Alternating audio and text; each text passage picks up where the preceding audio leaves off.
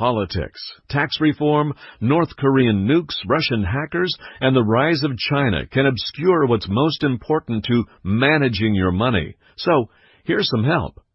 And an arguable and enduring truth based on simple math is that growth of the U.S. economy, which drives investment results, is largely determined by American demographics, the size of the U.S. workforce. The change in the size of the labor force plus the change in productivity equals an economy's growth potential. For the last decade, gains in productivity were hard to come by. In the 1950s and 60s, automation made it possible for fewer people to produce more goods and led to a decline in manufacturing jobs. It spawned new jobs in fields that never existed before.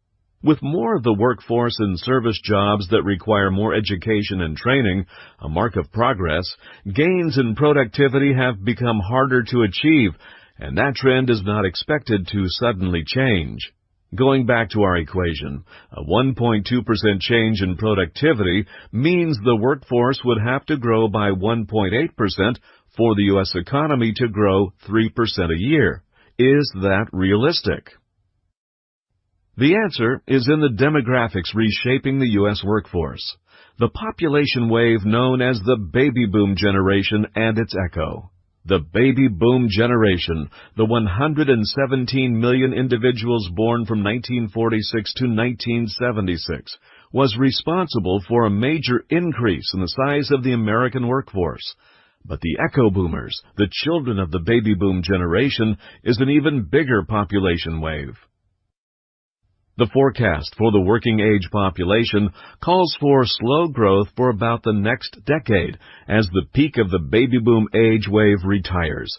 But beginning in 2030, growth in the working-age population is expected to pick up sharply to a compound annual rate of growth of about 0.4%.